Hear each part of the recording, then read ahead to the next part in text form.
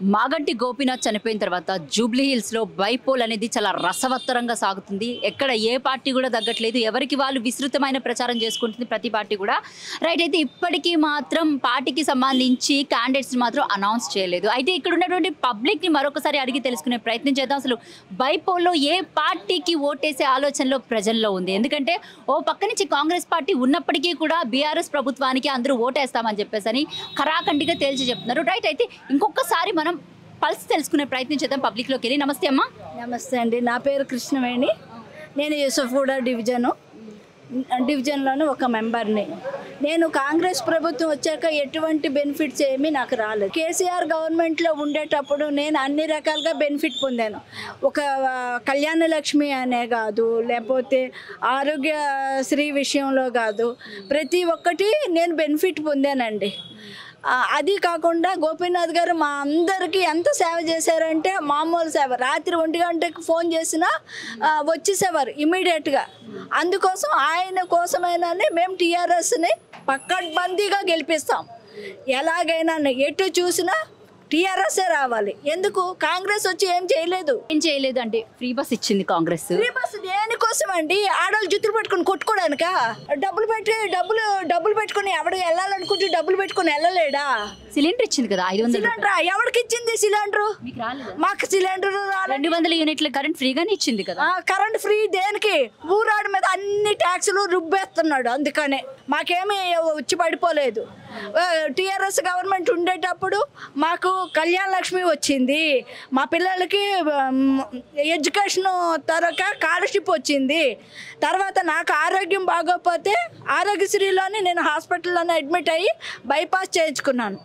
నా కేసీఆర్ అన్నాడంటే నేను అన్ని రకాలుగా నేను బాగుపడ్డాను కాబట్టి నేను కేసీఆర్కే ఓటేస్తాను.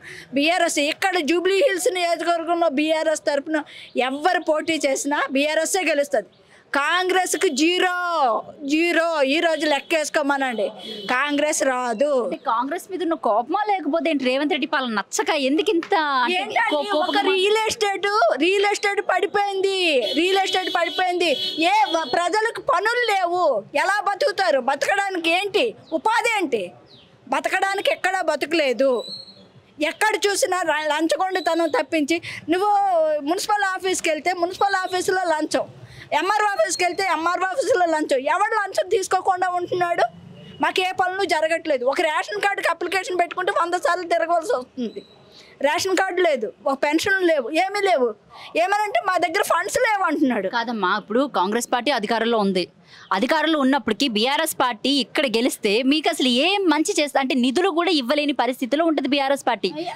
నిధులు ఇవ్వకపోతే మా సొంత నిధులతో మేము పనులు చేయించుకుంటాం. ఆడిచ్చేదండి. ఇంకా బూతులు వస్తున్నాయి, అసలు ఏం మాట్లాడకూడదు. మాకేం చేయలేదండి. మా ఏరియాకి మా రోడ్లు చూపిస్తాం మీకు.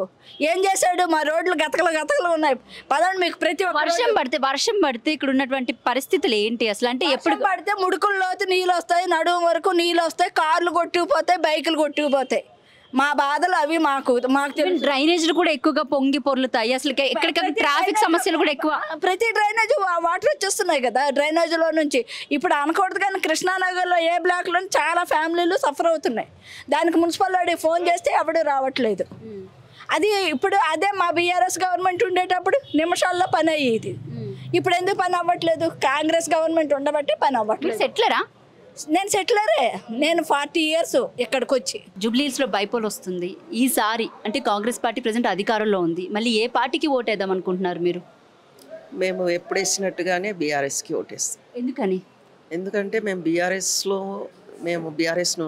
పార్టీ నుండి చాలా లబ్ధి పొందినాం. మాకు బీఆర్ఎస్ పార్టీ మంచి పనులు చేసి పెట్టింది. సో మాకు పనిచేసే నియోజకవర్గం అభివృద్ధి ఏమైనా కనిపించిందా బీఆర్ఎస్ పార్టీ అధికారంలో ఉన్నప్పుడు? మాగంటి గోపీనాథ్ బ్రతికున్నప్పుడు. అవును, మాగంటి గోపీనాథ్ అన్న చాలా మాకు డెవలప్మెంట్ చేసిండ్రు.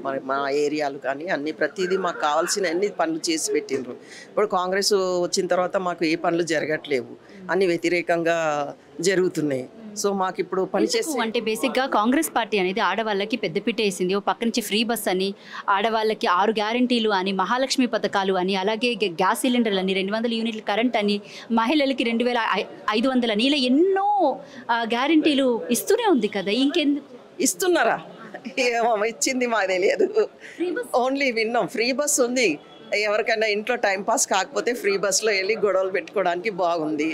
ఇంట్లో టైంపాస్ అవ్వకపోతే ఫ్రీ బస్లో తిరగడానికి బాగుంది. కానీ ఫ్రీ బస్సు ఎవరికి ఉపయోగం ఉందమ్మా? ఒక స్టూడెంట్స్కి వేస్తేనన్నా ఉపయోగం ఉంటుంది, ఒక ఎల్డర్స్కి ఇస్తేనన్నా ఉపయోగం ఉంటుంది.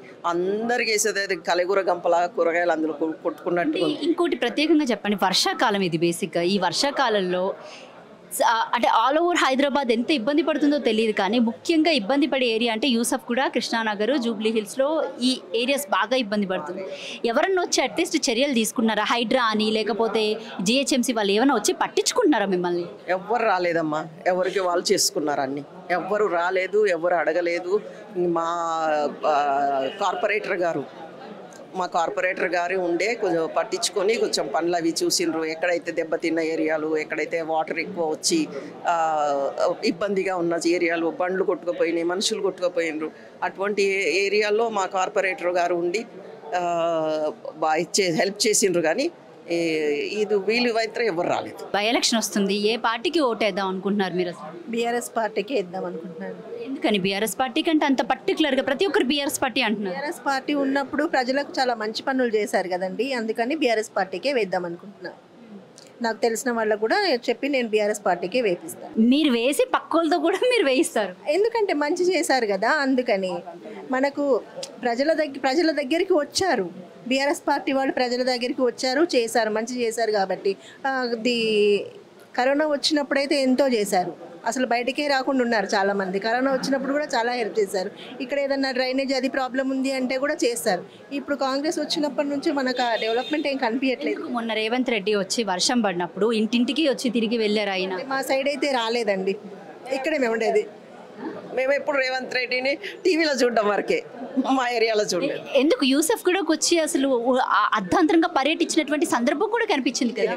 మేమైతే చూడలేము, మా ఏరియా ఉంటాము కానీ మా సైడ్ అయితే రాలేదు. ఫుల్ వాటర్, అసలు ఇంతవరకు వచ్చాయి వాటర్. మరి ఇప్పుడు జాబ్ చేసుకొని వచ్చేటప్పుడు ఎంత ఇబ్బంది అయింది మరి మాకు. అంటే వర్షం పడినప్పుడు ఇబ్బంది పడుతున్నారని చెప్పారు కదా, హైడ్రా అని తీసుకొచ్చారు. తర్వాత జిహెచ్ఎంసీ వాళ్ళు ఎక్కడికక్కడ ప్రతిదీ కూడా యంత్రాంగం ఎప్పటికప్పుడు రెడీగా ఉంటుంది, అన్ని దగ్గరుండి చూసుకుంటున్నారని చెప్తున్నారు. మరి అలా ఏం చూడలేదండి నేను, వాళ్ళు రావడము చేయడం అనేది ఏం చూడలేదు. ఇక నేనైతే వర్షం పడినప్పుడు మాత్రం డ్రైనేజ్ పొంగి పడుతుంది, చాలా ప్రాబ్లం అవుతుందండి. ఇక్కడ అమీర్పేటలో జాబ్ చేసేది ఎస్ఆర్ నగర్, అక్కడ నుంచి ఇక్కడికి వచ్చేలోపు చాలా టైం పడుతుంది, 1-2 గంటలు పడుతుంది నాకు.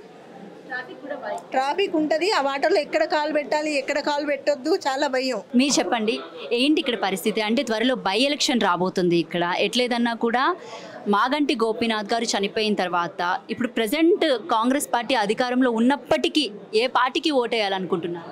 బీఆర్ఎస్. ఎందుకంటే మేము ఇప్పుడు 15 సంవత్సరాల నుంచి బీఆర్ఎస్కేనండి. అన్న టీడీపీలో ఉన్నప్పటి నుంచి బీఆర్ఎస్కే. అంటే వై బీఆర్ఎస్ ఏమైనా పర్టికులర్గా చెప్పగలుగుతారా? పర్టికులర్ అంటే మాకు డెవలప్మెంట్ అయ్యింది బీఆర్ఎస్ నుంచేనండి. ఇక్కడ మా ఏరియాలో అయితే గోపీనాథ్ అన్న వచ్చినప్పటి నుంచే డెవలప్మెంట్ అయ్యింది. కాంగ్రెస్ అన్నది ఎప్పుడు లేదు, అసలు మామూలు సిటీలో లేదు. మామూలుగా అయితే ఇప్పుడు ఆయన రేవంత్ రెడ్డి సీఎంగా ఉన్నారు, కానీ మాకేం బెనిఫిట్స్ అయితే ఏం రాలేదండి. మీ అమ్మకి పెన్షన్ వస్తుందా? మా అమ్మకా ఏం లేదండి, ఏం లేదు.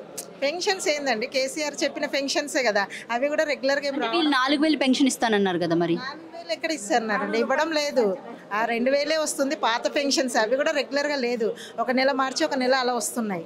ఒక్కటి చెప్పండి అమ్మా, రేవంత్ రెడ్డి పాలనకి కేసీఆర్ పాలనకి అసలు మీకు ఏమైనా పొంతన కానీ తేడా కానీ కనబడుతుందా? అసలు రేవంత్ రెడ్డి పాలన అంటే హామీలు ఇచ్చింది ఒక్కటి కూడా ఫాలో కాలేదు, చెప్పడం మట్టుకే, కానీ అవి తీర్చడం అయితే చేయలేదు. కేసీఆర్ అయితే ఏవి చెప్పిందో అవి అయితే 100% సక్సెస్ చేశారు. ఆయన పెన్షన్ అప్పుడు 200 ఉన్న దగ్గర నుంచి 2000 దాకా చేశారు. కానీ రేవంత్ రెడ్డి దాన్ని 4000 చేస్తున్నారు, కానీ ఎక్కడ చేశారు? ఏం చేయలేదు.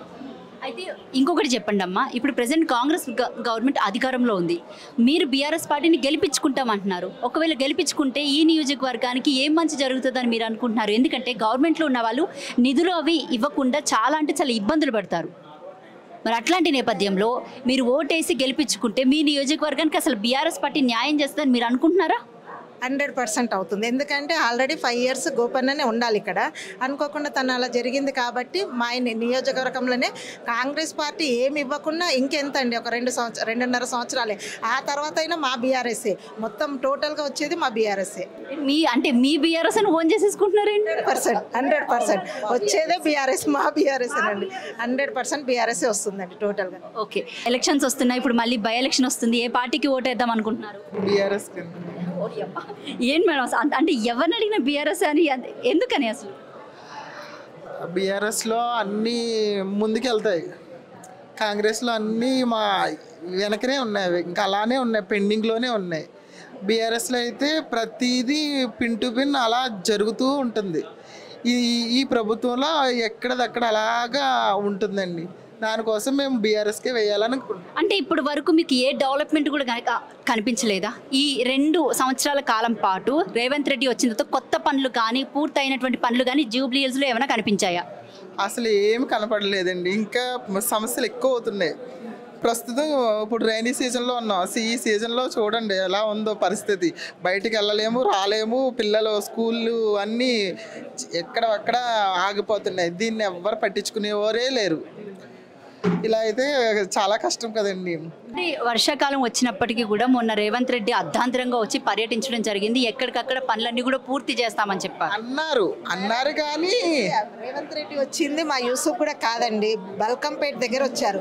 మా ఇటు పక్కకి జూబ్లీ హిల్స్ నియోజకవర్గంలో పర్యటించామని చెప్పారండి. మరి జూబ్లీ హిల్స్ లో ఎవ్వరూ రాలేదండి, వచ్చింది బల్కంపేట దగ్గర అండి, అమీర్పేట. అది మా దగ్గర అయితే ఏ రేవంత్ రెడ్డి ఇంకెవ్వరు కూడా జూబ్లీ హిల్స్ లో వర్షం పడినప్పుడు ఎఫెక్ట్ అయ్యే ఏరియా ఎక్కడండి ఎక్కువగా అంటే Krishnanagar, C block, B block, Venkatagiri అండి.